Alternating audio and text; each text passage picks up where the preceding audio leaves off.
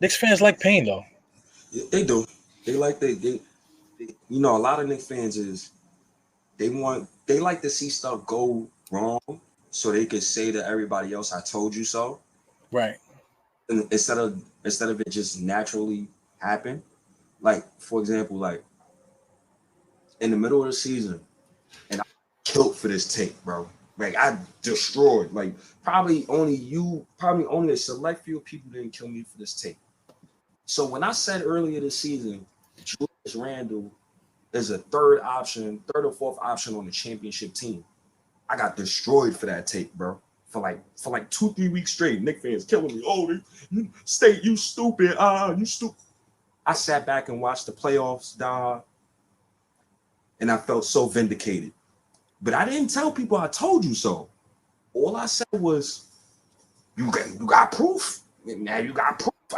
I wasn't hating. I was just trying to give you my honest assessment of Randle. I know what a number one option looks like on a championship team. He looks like a 3 or a 4. Tobias Harris is getting paid max money. That man is a third, fourth option. Yeah, he's proving it. He's proving it right before our eyes right now. And what kills me, Diehard, is, and I hate when I gotta get on Randle, but we gotta like get the context of these people who be talking about this.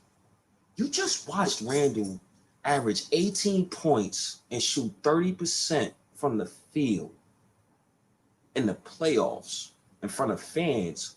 When it was majority of the games this season, it was no fans in the building, and you want to max him out after the playoff series?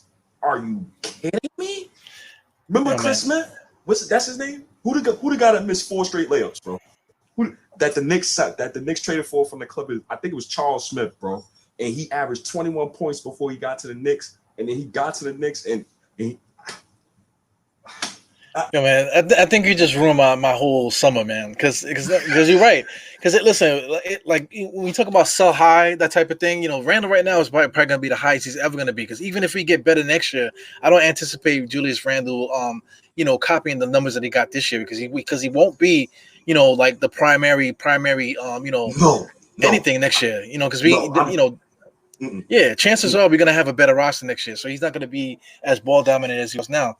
So I mean, like you got a point there too, and then also add to the fact that Obi Toppin actually showed us a pulse in the playoffs too when the lights came on.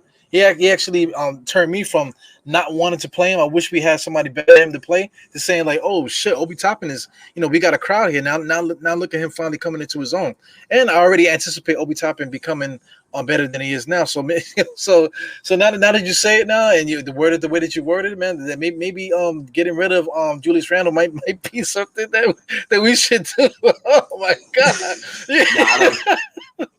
But it makes sense. But the way you say it makes sense because like Tobias Harris, like you said, is a fourth option on a championship. I agree with that, and just the way that Julius Randle played in the playoffs, you see it right there that he is not the guy that you want to be the number one guy on your rosters, and you already got his replacement on the bench.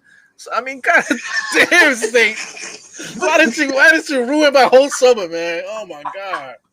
But I hate when people like, and this what kills me. Like, and shout outs to NYK, Terry, and Trey, because they said this on Twitter yesterday, and nobody killed them when they said this. They basically said, so what if the Knicks traded Randle for the high and got a high lottery pick like the 5th pick and got a young player in return and let Obi start next season? Are you really gonna scoff at that? Like really? Then people say, oh, we would have been in the lottery if Randle wasn't on the team last season.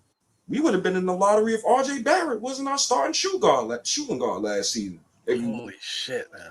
About it. So, I mean, matter of fact, when Julius Randle was off the court per 100, our per 100 possessions, our offense only goes down by 2 points. It only goes down by 2 points, bro.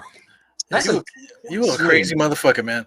Look at Golden State. Like you made the we was talking about Golden State earlier with the Golden State got a 6th pick and they got the 14th pick. They got the repeated tax and all and all that. Let's say like well this guy Draymond Green is kind of declining now, and they need that distributor. And Julius Randle already proved that he's able to hit the three and he's able to be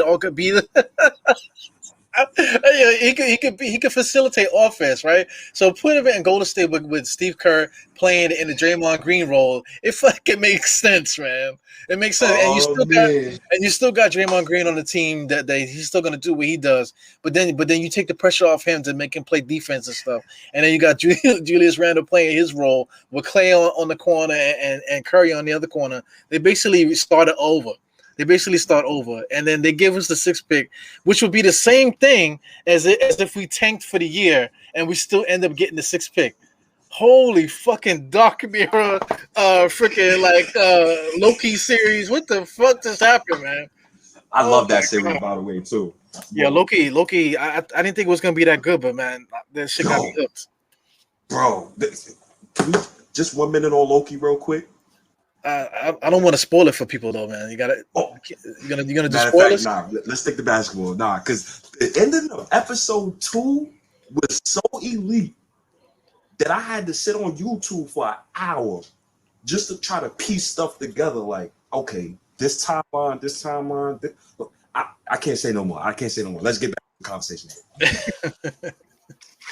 Oh man, you ruined my whole summer, man. Thank you, State. But yo, I try to look like I don't want to sound like I'm hating on Randle. Like this is what I mean. Like I don't want us to sound like we hating on Randle. The man deserved his All-NBA, second All-NBA. He deserved Most Improved Player. He had one of the best Knicks seasons of all time. The only Knicks player to ever average 24, 10, and 6. I respect Randle. He gets all my respect.